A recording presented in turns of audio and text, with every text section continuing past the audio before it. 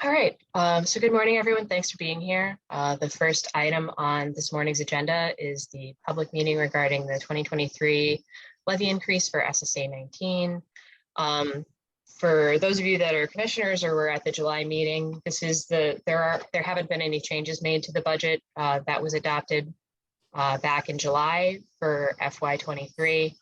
But because the proposed budget calls for a levy increase of more than 5% year over year, we are required by the city to designate one of our SSA commission meetings as a public meeting to discuss this levy increase. I'll toggle over to the budget summary sheet just so folks can see it for reference. But for those that were on the July call, there's not anything new here. And we did discuss this somewhat at length previously. So as you can see, the levy change from year to year for the current year budget is $300,935 spread across the several hundred pins in the SSA. The percentage change for 2023 comes to a total of 31.44%. And the primary reason for that is that we are doubling the budget for our in-house maintenance staff in order to extend litter pickup and street cleaning from 5 days to 6 and add an afternoon shift based on the feedback that we've gotten from businesses and commissioners and residents regarding the litter problems that we've been having on Howard Street in particular over the last year. In addition to the significant increase in our maintenance budget, also we're adding quarterly power washing to the budget too. So another sort of bump in the public way aesthetics and maintenance budget.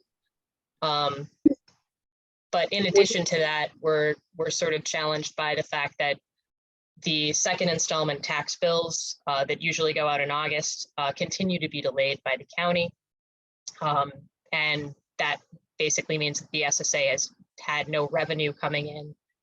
So the revenue that was budgeted for this current fiscal year, we haven't been getting. And it comes at a time when we have very little available from carryover because we just did the reconstitution process for the SSA during 2020 and have been building up reserves for that. So we're sort of at a place where we don't have reserves to pull from. RPBA is actually having to float 2 of the SSAs because of the lack of reserves following reconstitution while this tax bill delay has been getting sorted out. But those two things are sort of the twin challenges facing SSA 19 right now, the need to substantially beef up maintenance while at the same time having to sort of weather this challenge that's been thrown at us by the county. Yeah, what's up? Cindy, could you back up to the power washing? You said quarterly power washing. What does that mean? So that means that we are going to hire a company to power wash all of the spit and gum off of the sidewalks 4 times a year. We started doing this on Devon Avenue, largely in that particular district because of chewing tobacco and pigeon mess. And we've started to sort of notice some of the same challenges on Howard Street in addition to just like the proliferation of litter. So that service area will include Howard Street from, I believe, Clark Street over to East Greenview 4 times a year. Good. But litter pickup will be the entire district. Mm-hmm. And will extend from 5 days a week to 6. Right now, they don't work Fridays or Saturdays, but we'll be looking to add that back in. You know, you say that the percentage change is 31%. Yes. How much in dollars is that? It looks like it's like 50,000. A bit more than that, actually. So the 2021 total levy was $303,935. The 2002 levy, or the 2022 levy, which would be the 2023 budget, actually comes to a little over 399. Okay. And so a large part of that is coming from the fact that, you know, we're hiring more people for maintenance, but also the fact that, you know, in this 2021 levy, we were pulling a lot. We had carryover to use basically. So the city's policies for SSAs. Hello? Hello, or can you hear me? Oh, yeah. Oh yeah. So over here we have the carryover calculation, and only 5% of our proposed budget for next year is coming from carryover. The city caps it at 25%, and we typically try to keep it at 25%. The reason we didn't go higher is because, frankly, there isn't carryover money in the bank that we can pull from. So that's sort of the other piece as to why it's 31% this year instead of the usual 5% or less. My question, excuse me, my question is, why is it that, okay, we literally have people living on the street, on Howard Street. They live there, they sleep there, they crap there. Why can't we get some more kind of federal funds or something that could help help the situation? Why do we have to spend our money on a problem that is, you know, clearly, you know, social service problem? Yeah, and unfortunately, I mean, we have applied for other grants to try and improve on that. The one that we were really hoping that we'd get was a corridor ambassador program. Unfortunately, we weren't selected. The hope was that we'd be able to bring in additional staff as corridor ambassadors that would be able to, you know, provide a visual, you know, sense of presence on the street while also kind of picking up litter. Unfortunately, we weren't selected. If they open up the grant again, we'll absolutely apply again. But this has been a challenge across all of our SSAs, but none more so than Howard. And part of that, you know, you can blame lack of social services, you can blame lack of policing. But I think, you know, other commissioners feel free to speak up, you know, but the doing nothing isn't a solution as we continue to lose more businesses. Well, you know, since we have, you know, since we have a joint border with Evanston, and a lot of our problems are right by the L, would it not be fair to ask Evanston to contribute to some of our budget? Because they are on the Evanston side of the L stop, and we have a major problem by the L. Yeah, and the northern side of the street west of the L is within the Evanston border, and they do provide services on their side, including litter and graffiti removal. We do coordinate with them somewhat.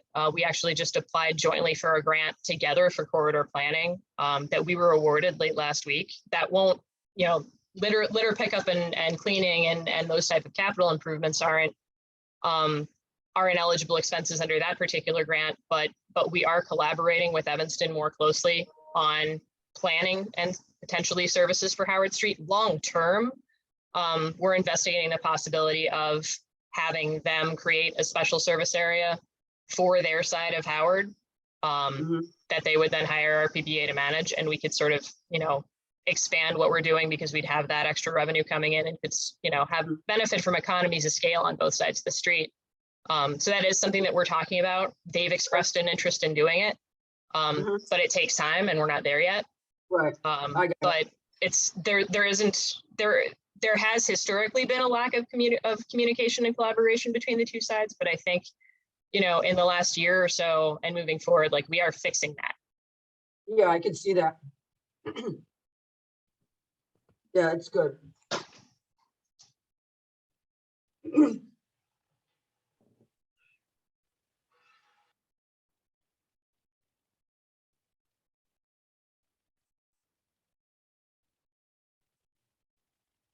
Any other questions or comments on the budget situation?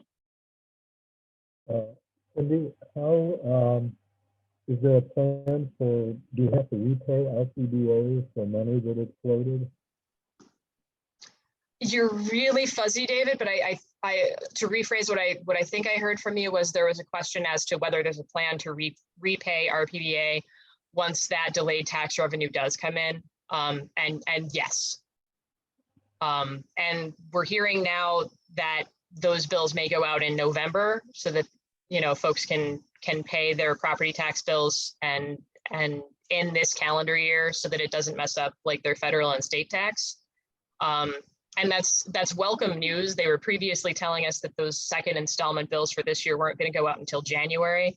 And it was messing up a lot of real estate transactions and sort of potentially making people's federal and state tax filings more difficult by changing up when those taxes are getting paid. So we hope that they're able to get them out in November, if not sooner. And that, because that will definitely simplify our accounting.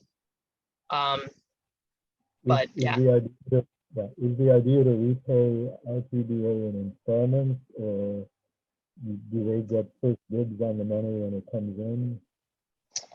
I'd have to ask Sandy, but I think it's going to depend also in terms of like what, you know, whether we're getting all of that in like one big lump sum, or whether it sort of trickles in, because it's going to ultimately depend on when people pay their taxes. So typically, you know, I'll get a statement from DPD at the city for accounting like every month, because people are always paying, you know, something. Sometimes people are paying late.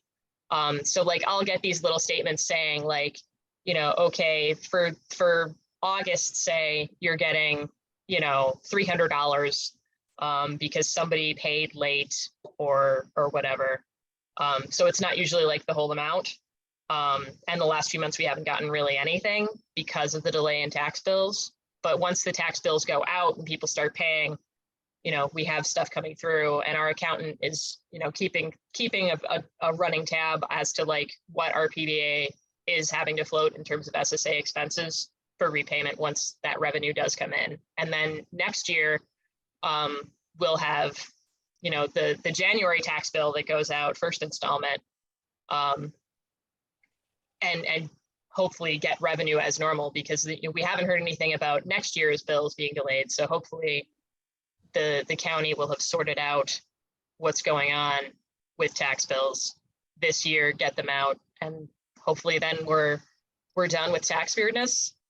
Okay. Yeah. Well, thank you.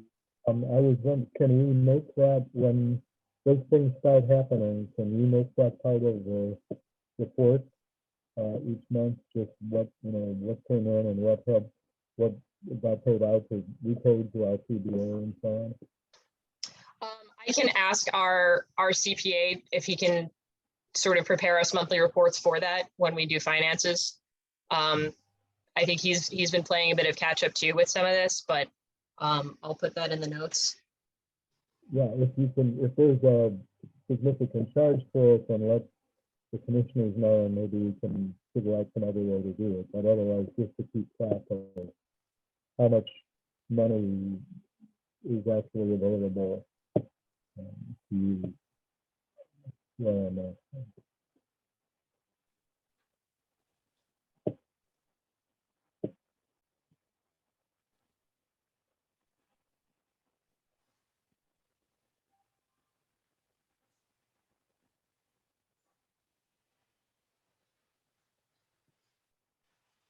All right.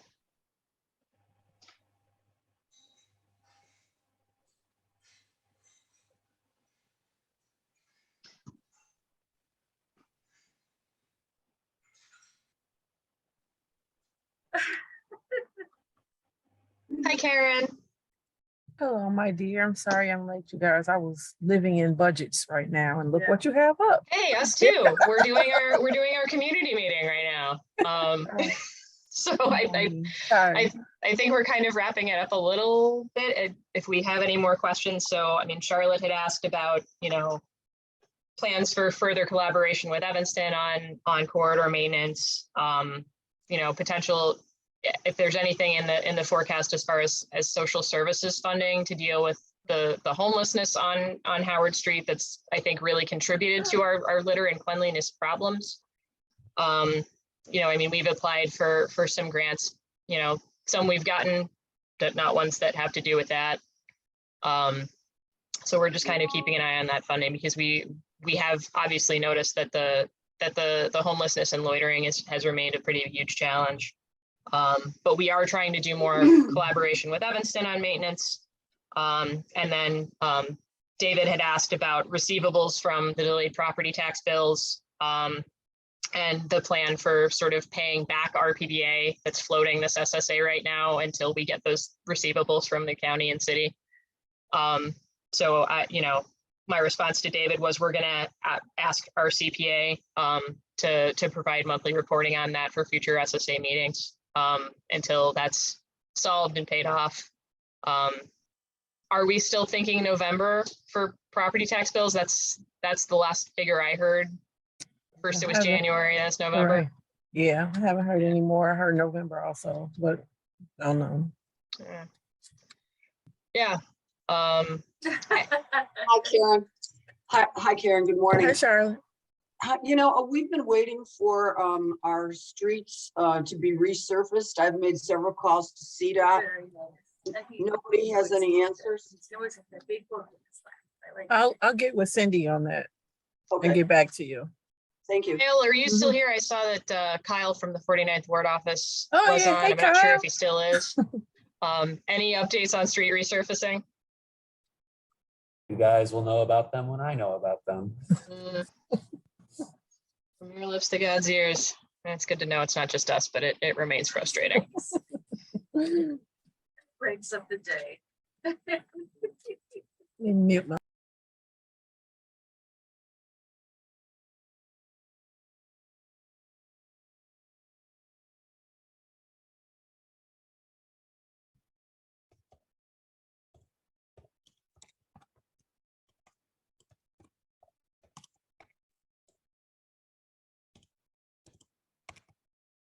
All right, any other questions on 2023 budget and levy before we move into the rest of the meeting agenda?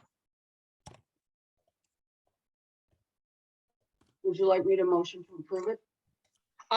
You guys already approved it. I mean, you can move on to, close this meeting and move on to the rest of the agenda if you want. I don't know that it's even necessary though. Okay.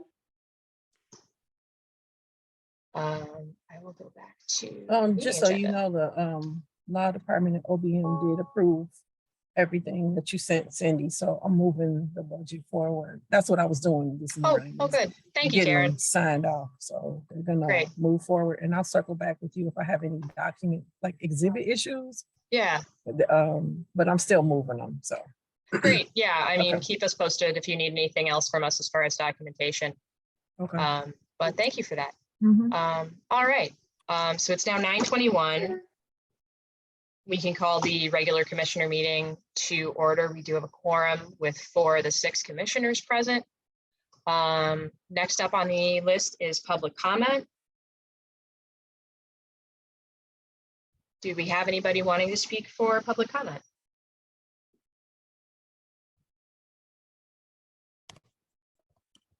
Just make sure to unmute yourself if you are looking to speak, because there's enough of us here that I can't see everybody on the screen right now. All right, public comment going once, going twice. All right, next item on the agenda is approval of the minutes from July, since we didn't have a quorum for August. Commissioners would have received those previous minutes in an email that went out last week. Does somebody want to make a motion? Yeah, I'll make a motion to approve the minutes from July. All right, do we have a second? I'll second.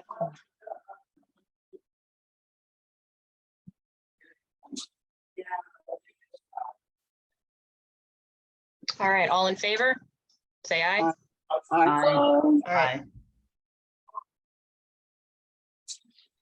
All right, next up, item number 5, SSA service provider agreement. We were supposed to do this in July and I forgot. Sorry, Karen. This basically is just asking commissioners to take an up or down vote on whether you want to continue working with RPBA as the SSA service provider organization. So that's the question. So it would be a motion that somebody would make to approve continuing to use RPBA as the service provider agreement. Yeah, I'd like to make a motion to approve RPBA as our sole service, special service provider. Do we have a second? I will second that.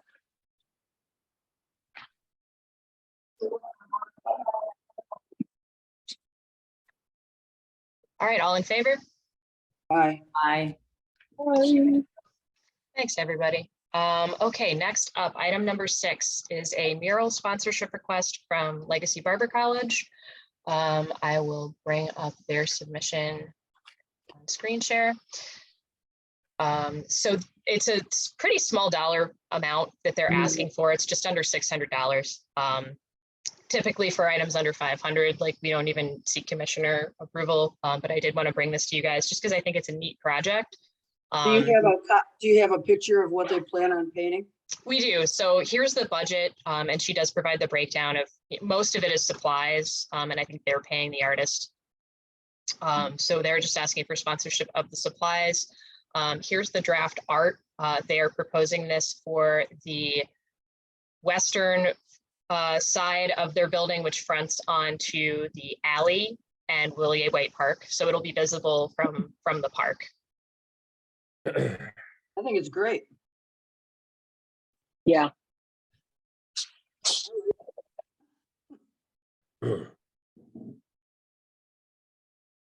somebody want to make a motion? Yeah, I'll motion to approve the amount requested for the mural. I'll second.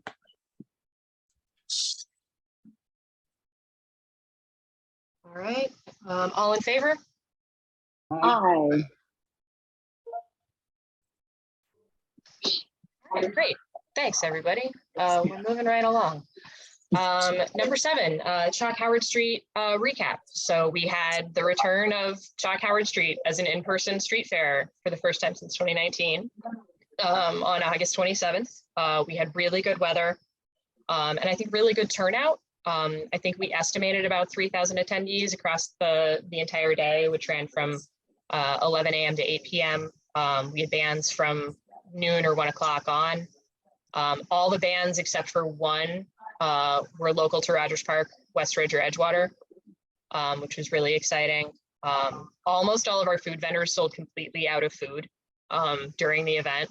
So by 8 p.m. food was pretty much gone. And Chuck, I know you ran out of beer by the end of the day, which is, you know, ringing endorsement to have enough turnout that all your food and beverage vendors are tapped out by the end of the day. That's So, awesome. yeah. Shout out to Jesse and Bakovic on hooking us up with staff parking Sure. and letting us use the Salerno storefront space as the artist hospitality room to sort of give them some space for indoor bathrooms and snacks and storing Sure. their bags and things. It was tremendously helpful to have. And then a couple of the food vendors also like walked through that are looking for kitchen space. That was actually super exciting. So shout out to y'all as well, because it was like an open house for that space. So Yeah. it was mutually beneficial. Thank y'all so much for asking us. Yeah, and thank you for helping us out. Let's see what else.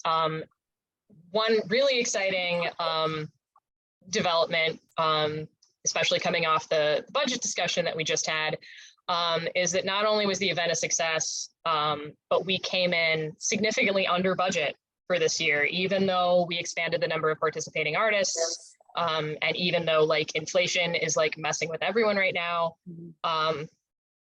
Some of you that may not know, so the first time the event was held in 2019, we used a different event company. They were unable to do it this year, so we had to pivot on somewhat short notice. We ended up hiring Star Events to assist with event production. And their retainer fee was about the same as what we had been paying, but because we were using Star Events and they do so many events throughout the city, they were able to include us on a lot of their bulk agreements for equipment rental. And that ended up saving us a ton of money. Which is really welcome news. And we've already sort of had our sort of post-event debrief and started talking about, you know, what's our vision for next year? Like maybe we expand the footprint a little bit, bring in some more artists, hire more local artists. There were some really great pieces that people did as part of the community squares section. So we might look to work with some of those folks too in a more, you know, in a paid capacity as well. For next year, I think just because of the nature of the event, like we're it's going to be more difficult than most to expand from 1 days to 2, but we're looking at possibilities for expanding the festival footprint, which I think is going to be potentially really neat. We have not yet picked a date for 2023. We'll probably start looking at calendar availability after the first of the year. But I think there's interest in keeping it going and building on it. So looks like someone's in the chat. Oh, okay, Chuck's needing to leave early. Yeah, any questions on Chuck Howard or suggestions? Cindy, is there any kind of a gallery or, a collection of photos or something that can be put up on the website or that, even put up on the something like in your windows and so on, with so many people and the different, is there something that you can use throughout the year as a residual benefit of that? We are still waiting for images and video back from the photographer. I expect to have those by the end of this week, if not next. But we did have photography on site day of. I'm just waiting for files back. Are there plans to, put up like I don't know what these things are called, but like an adjunct on the website, something that people could click on if they come to the website to see the South Howard photos from this year and look at it, and something that would, with some text that would explain what was going on and it was a big success and so on. And also maybe our PR agency could send those out, send out a photo and a little release saying it was a big success to whatever the user list is, and maybe somebody would use that, and maybe even local newsletters too. Yeah, so I mean, that's why we do photography, so that we can populate website content for the lead up to next year's festival, so that we can, use it to develop social media content. Whatever photos that we do get, I will make available to John and Julianne for, future ad campaigns, website, social, maybe they'll be interested in including some of those in future light pole banners. Karen, I see you've got your hand up. I will also post a link to those in SharePoint for city reporting. I don't know if that was your question. I see that you do have your hand up. What is your question? No, it wasn't a question. I just wanted to pay you all a compliment because I attended Chalk Howard and I thought it was freaking awesome. And so when I see it on the budget going forward, of course, I will be able to speak very highly of it. I hope you all do continue it because it was super duper awesome. I was super duper sleepy the next day, but I've been raving about it to other organizations ever since. So thank you all for approving that. And thank you, Cindy, for the hard work that you do. Thanks. It was all. I would like to, if I need to formally propose that, I just want to make it clear. I'm suggesting that there be something on the website that somebody could click on that would take them a gallery of a number of South Howard photos and some text that maybe 5 or 5 could work out as an adjunct. So we can get the benefit of that throughout the year, because the photos, I think, are the dramatic way to emphasize the 3D quality of a lot of the content, which is really the unique part of it that I think do some of the covering. So that's specifically what I would like to see, if they could put together out of the material you give them. Yeah, I mean, and I think that's absolutely the plan. I see John giving the thumbs up to that. So yeah, as soon as we get those files back from the photographer, we'll start populating those on, because we do have a Chalk Howard page on the website that I think we've been kind of leaving up. I expect that we'll continue to do that and populate it with the new photos and video assets once we get them from the photographer. And also one other kind of, we talked about possibly expanding it to 2 days. We were very fortunate this year with the weather, as you mentioned. And I guess another possibility, I know it's harder to promote, and so maybe it's not feasible, but anyway, is to have maybe a weekend identified and have a rain date. Instead of maybe, you know, if you can make it 2 days, great. I guess that's one way to automatically get a rain date. If it rains the first day. But otherwise, if it's too much, maybe, you know, because if it does rain for something like that, that's really a you know, a fundamental piece. The weather is a fundamental piece of this particular, of that festival, of the nature of that festival. So I just wanted to throw that out. Yeah, I mean, I hear you. I mean, because we typically do have artists and vendors traveling, that does make it a bit more difficult to book a rain date, because I mean, they have other dates on the calendar, and that's the biggest challenge, and kind of what leads us to pick the dates that we do, at least this year, is artist availability and travel schedules, which really does kind of limit our ability to like put multiple days or a rain date on the calendar for this. They did have rain at the 2019 event, which was before my time. And when that happens, they usually do cover up, you know, any work in progress to try and preserve it, usually with like a tarp or a tent. But yeah, like it is a difficult thing to do. I mean, and that's one of the things that we work with Star Events on, and they do events like this all over the city. So they really are the experts, and we have yet to find like a real way to do, you know, to lock in like a rain out day, just because primarily of artist and vendor booking. I understand. And you're right. And it's kind of good. Maybe we can have an umbrella cover them over.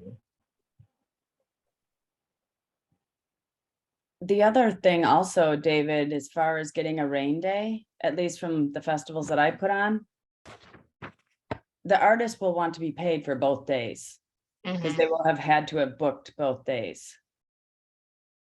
So it's near impossible to do it that way. I understand what you're saying.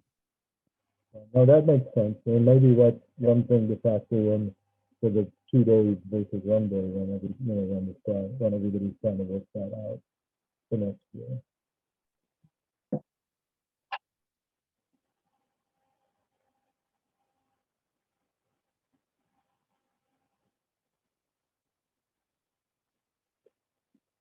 All right, any other Chalk Howard questions? I just want to know, you said we saved a significant amount of money. I just wondered how much that money was. So we budgeted about 75, we spent about 57. Great, that's congratulations, that's awesome. Yeah. So that, you know, that's really good news considering, you know, where we are with this revenue situation.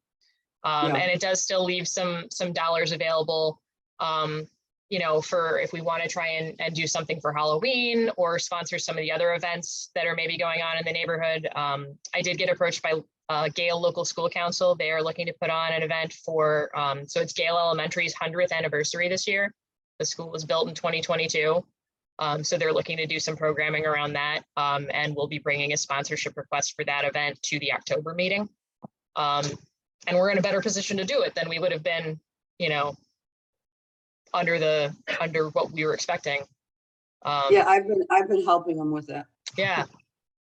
We're doing like a show and tell from what was like 100 years ago. It's very cool. You know, rotary telephones, sewing machines, all these things. Oh, no, that's nice.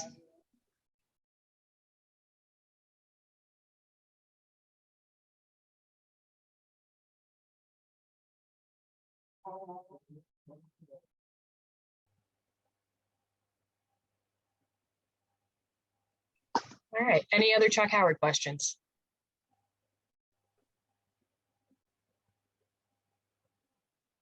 All right, next item on the agenda, website and social media report. Julianne, I don't know if I can take this down. If you want to screen share, I can make you a co-host. I did share this report by email with commissioners because I just was nervous about whether we'd have time to get to it on this meeting since we've got a pretty long agenda, but it looks like we're making good time. It's only 20 to 10. So Julianne will Yeah, make and you a if, co-host. Yeah, Oh, there we go. Julianne will share, and we'll just run through this quickly. The preamble to this is that over the summer, as you all know, we launched a Jarvis Square website. This report, because the sort of long-standing contract covers the work on Howard Street, we're happy to have a discussion about the Jarvis Square Google Analytics on that. But it was a pleasure to work with our RPBA and the Jarvis Square team to put that website up, and it's being maintained by Jarvis Square leadership, the Jarvis Square website. So what you're going to see here is about Howard Street.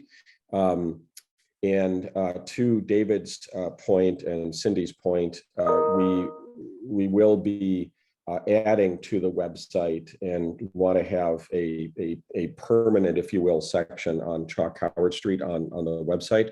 So we'll update you all on the next meeting as to the ETA on that. When, like Cindy said, when we have photography and video, we'll move move it along expeditiously. The other piece is that we are updating the website regularly, and we try to batch those changes, taking things down, adding things, moving things around, making it easier for people to find things.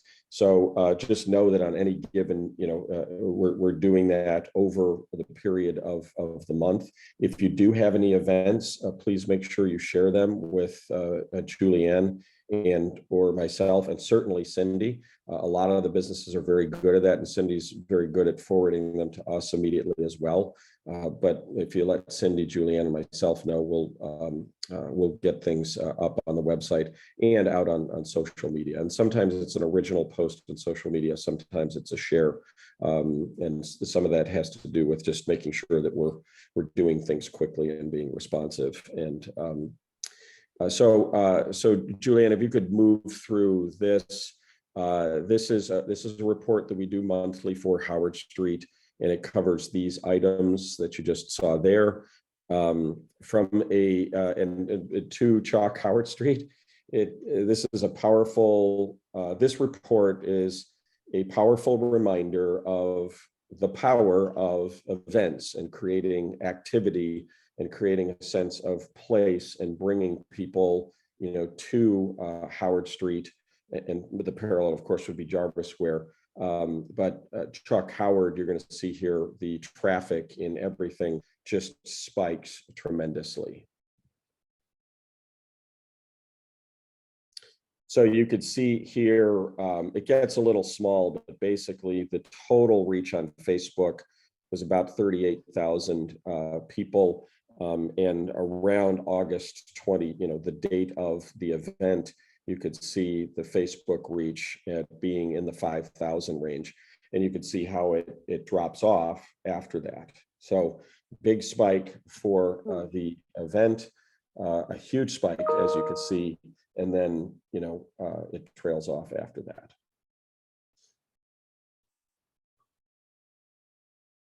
Well, I guess the answer is to do more events. The activation, it brings, as we all know, it brings the place to life, and it attracts, it raises awareness, it attracts interest, it attracts traffic. So, and you could see here from an ad perspective too, the ad reach is, by, multiple 100% up, because there's something for people to rally around and to focus on. And for those who haven't been part of these reports in the past, we do on social media, there's organic, posts, with no boost, and then there's a paid post budget, and there's a paid ad budget as well. So paid posts and paid ads are going to reach a lot more people because we're paying for that reach. And this is, and as Cindy said, you all have this. So Julia, just keep plowing through this, but here's a report of the different posts and their reach and the engagement.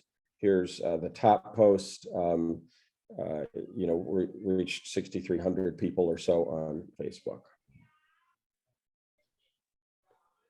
From a website perspective, again, the trend continues here. You could see the spike, nearly 2,000 people right around Chalk Howard Street the day before, the day of, that type of thing. So huge increases for Chalk Howard Street. Web traffic to date up 54%.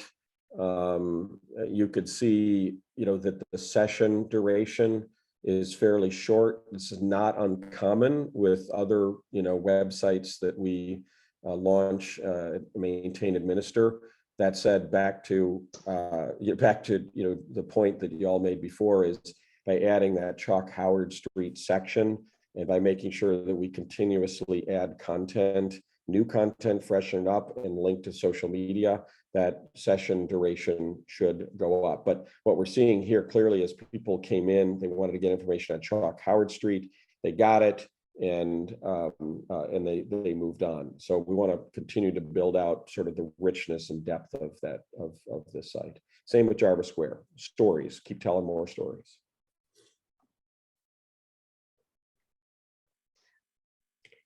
And from a Google Ads perspective, same thing, a Chalk Howard spike, page views are up 170%, and then new website visitors up 151%.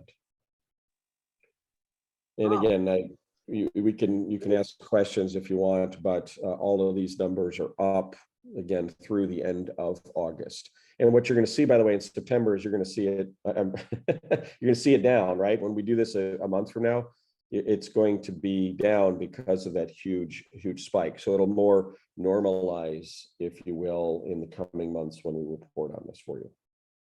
John, we were talking with Lizzie about reaching out to Northwestern and Loyola, and I haven't heard anything about that up until this moment. So I would like to know if anything's been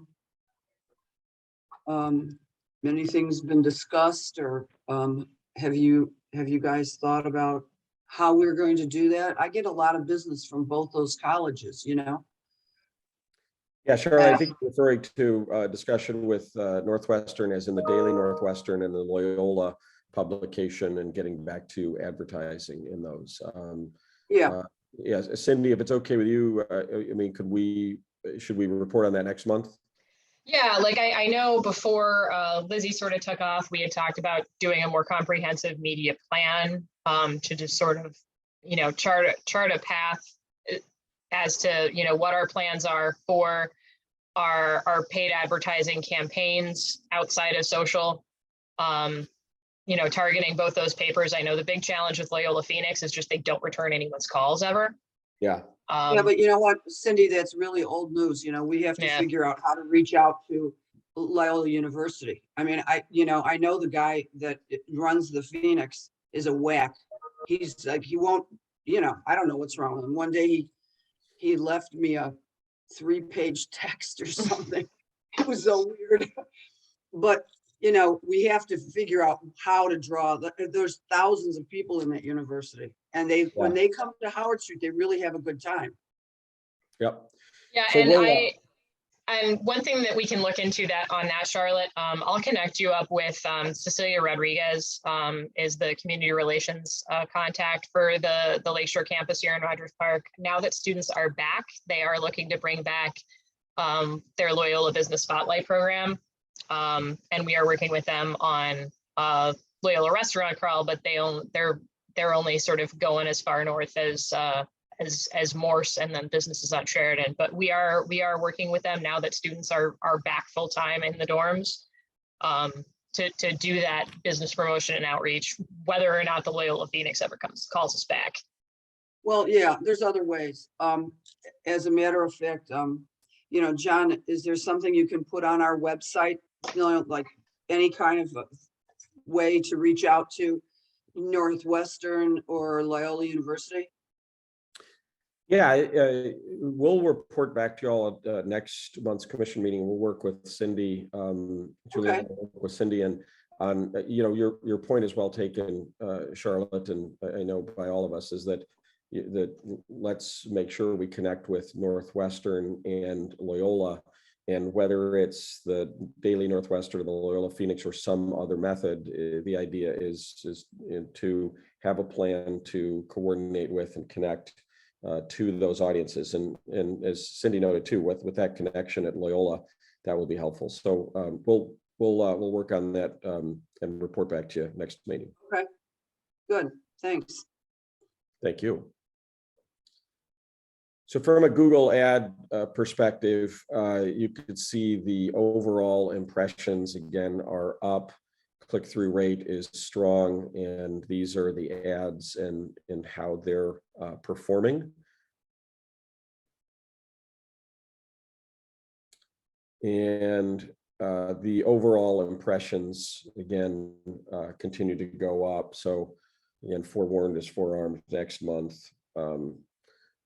will be a different type of report.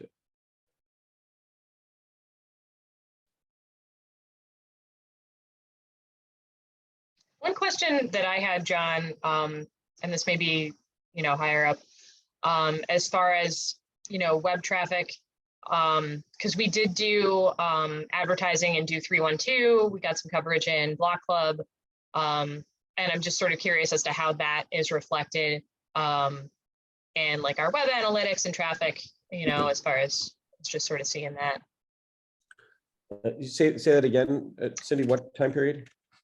So in the lead up to Chalk Howard, we got some coverage on Block Club, and then we were advertising in Do 312. Okay, we'll dig into it and report back to you on that. Yeah, just curious. And then I also wanted to ask, sort of, I know Chalk Howard is sort of the big headline for this particular report. It looked like, as I was looking through the slides, that some of the posts around the factory theater season were also like sort of the second and third highest performing. Is that accurate? I just wanted to sort of call that out. Yeah, absolutely. With the factory theater new season for sure. And, coming soon next here in September and October, we have some photography that was taken late, sort of early summer. And so we'll be making sure that those posts get up, and we'll recirculate some of the photography we've had and posts we've had from before as well, to keep a continuous stream of new stories. So to your point, that's the factory theater coming back is great. Howard Street Brewing has helped provide a bump as well. Anything new, anything different, any kind of event is going to help this. Great. All right. Contact information, again, feel free to reach out anytime. And that is our report here for Howard Street this month. Thanks, John. Thanks. All right. It's 9:52. I know a couple people are having to take off early. Just a couple of late updates that I wanted to share with everybody before we adjourn. So the CAPS meeting is tonight. So the beat that includes Howard Street and the northern part of Jarvis is tonight, always third Wednesday of the month. So it's almost always the same day as this monthly commissioner meeting. That's at 7 o'clock at Willie White. We've been informed that the police are not doing any community meetings outside of these beat meetings now moving forward because of manpower and such. So these beat meetings are kind of the only opportunity now that we have to engage with the 24th district on some of the public safety concerns, which we know are quite numerous on Howard Street. So we're really trying to push to get more businesses to attend the CAPS meetings. I go every month, so I'll be there. Come hang out with me, please. And some other fun updates. Some of you may have seen, because we did blast it out on social media, we were selected for the state DCEO's RISE planning grant program.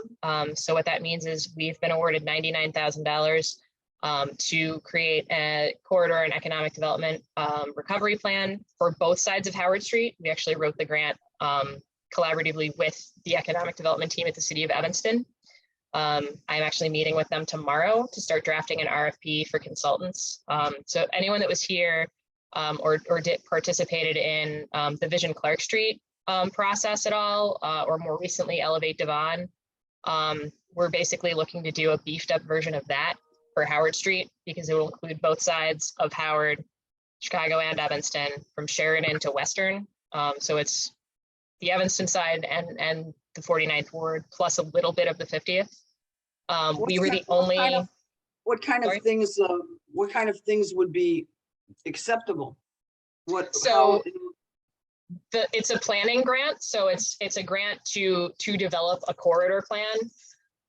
So that can include things like, historic preservation, building, maintenance, improvements to the street, improvements to marketing, also touching on workforce development and public safety a little bit more than some of the other plans. So typically this process includes, we'll get together and hire a consultant that'll assist us with the research portion of it, the data gathering, convening probably a bunch of community meetings. We'll probably be reaching out to some of you to recruit for a steering committee of business and property owners in the target area. We're in the very early stages. We just found out about this middle of last week. We were the only Chicago project that got funded because this is state money. Most of them were downstate and suburban. So for us to get this is a really big deal. What are our borders of, what are the borders that are in this redevelopment corridor? So the corridor plan that we'll be commissioning and working on over the next, few months, probably early 2023, it's both sides of Howard Street from Sheridan to Western. Perfect. Very cool. Yeah. Congratulations on that. It was the only Chicago grant, and there are a lot of competitors all around the state. So congratulations to the staff. I did want to ask you if there's been any more thinking about who you said Evanston is drafting an RFP. Who are the agents for the grant? In other words, who's it made to? So the grant is made to RPBA. So we're the lead applicant, but Evanston is going to be heavily involved in sort of the implementation and the consultant engagement and all of the community engagement that we're looking to do. So I wrote most of the grant application, but they wrote a not insignificant part of it too. So we're excited to work with them and keep that partnership moving forward with New Energy. Some of you may know I used to work in the Economic Development Office of the City of Evanston, so I know all of the players at this point. And we have history, we work together well. We're really looking forward to this project and hoping that it will spur, development of an SSA on their side. And, the great thing about having plans like this, like we did with Vision Clark Street and we're looking to do with Devon, is that once you have a plan and a corridor study, those things can be used to bring more funding for more projects. And that's kind of why you do them. So we're really excited about it. Kyle, I see you've got your hand up. It's a great opportunity. Could you try to make sure that the existing SSA, this one, is acknowledged in whatever is done for the RFP, that it exists and that it's going to be part of included in the process? Yeah, it's in there, and we talked about it extensively in the grant application as well. Kyle, what's up? Did you say 50 was going to be involved in this too? Like a very tiny bit of 50. It's like one intersection. Oh, okay. Yeah. It's like we go up to Western, so it's like, yeah, it's like past that Western. one corner. But yeah, Alderwoman Silverstein did provide a letter of support for it. So yeah. Well, congratulations again, Cindy. Yeah. It's good work. And we just submitted another grant that was, I think through, it was either BACP or DPD, it was a city grant for temporary storefront activation and art. So the proposal that we submitted for that, and we should know in a week or two, because you're supposed to start implementing in November, no later than November if you get it. But we submitted a proposal for to commission artwork on and in vacant storefront windows, and have reached out to some of the area property owners and brokers about some of doing that for some of these buildings, as well as leasing one of the vacant spaces for pop-up retail and art activations. So we've identified a couple of potential artists and residents that would sort of help us to staff a space and conduct art classes and workshops, and also help out with some pop-up markets for some of the area makers and artists and groups that are maybe not ready to move in yet to permanent retail space, but are looking to grow their brand. So that would be in place during the holiday season. And fingers crossed, I think we requested about $100,000 for that project. And we'll see if we get it. Cindy, I'm sorry, what agency is that again? You had mentioned it. So that one was a city grant. I believe it was BACP Yeah, you for said it was storefront city. revitalization. Could the alderman write a support letter? I don't think we requested one because we were on a really short deadline to get it submitted. But yeah, we're waiting to find out. We should hear soon. I don't know how many applicants there were throughout the city. Typically for things like this, they do give preference to Invest Southwest communities, which we're not, but I think I made a strong case on the grant. I wrote it. It's a good idea. Whatever you do. If that one came in and, to piggyback on the state grant, which you got, that would be a real plus for the area for Roger Park. So Tyler, I don't know if, the alderman is interested in supporting us, but that's my suggestion. Well, in either case, we should hear really soon because awardees are expected to execute a contract and begin implementing pretty quickly upon being notified of the award.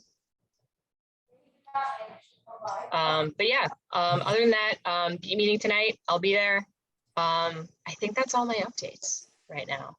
And we are at 10 o'clock and are at the end of the meeting agenda. So if somebody wanted to make a motion to adjourn, that would be timely. I'll make that motion, yeah. But everybody come see our show at the factory. We just opened. We're going into second weekend. I'd love to see all your faces there. Come see a show, grab a beer from Chuck, bring it into the theater. Thank you, Cindy and David, for coming last Thursday. And I look forward to seeing all your faces in person. Yes, I'm gonna end the definitely. meeting. Get out there and see the show. It's a lot of fun. It's it's a good Is time. Renee still on? Is Renee still She had to on? get to another meeting. Oh, okay. Yeah. Okay. I was just gonna shout her out because I had a chance to sit down in her restaurant and have a cheeseburger and oh my God. And then I just wanted to say, hey, Kyle, had a chance to chit chat with Kyle. Karen. And you all, Cindy is a hard working sister. In the midst Cindy is of hustling. everything that she's been going on with her family, and you haven't seen her twitch. I had to hug her neck because she does an awesome job, and it ain't easy dealing with us down here at the city of Chicago. So, especially during budget season, it's a You little guys are fine. challenging. It's CDOT that drives me nuts.